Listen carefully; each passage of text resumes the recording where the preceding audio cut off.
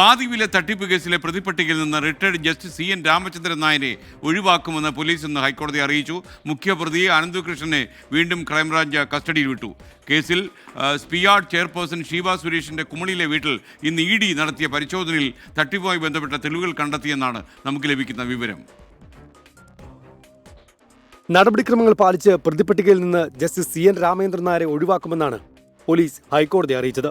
നിയമം എല്ലാവർക്കും ഒരുപോലെ ബാധകമാണെന്നും അന്വേഷണം പൂർത്തിയാക്കാൻ സാഹചര്യമൊരുക്കണമെന്നും ഡയറക്ടർ ജനറൽ ഓഫ് പ്രോസിക്യൂഷൻ ഹൈക്കോടതിയിൽ ആവശ്യപ്പെട്ടു.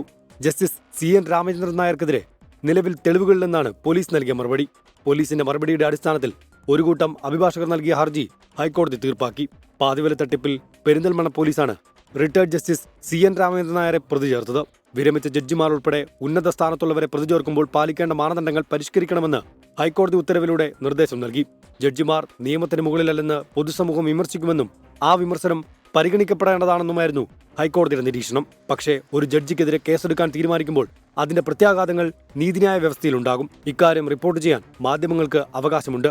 അതേസമയം തട്ടിപ്പ് കേസിൽ പ്രതി അനന്തകൃഷ്ണനെ ക്രൈംബ്രാഞ്ചിന്റെ സാമ്പത്തിക വിഭാഗം 3 ദിവസത്തേക്ക് കസ്റ്റഡിയിൽ വാങ്ങി. കേസിൽ സ്പിയാർഡ്സ് ചെയർമാൻ ഷീബ സുരേഷിന്റെ കുമളിയിലെ വീട്ടിൽ ED പരിശോധന നടത്തി. 24 കൊച്ചി.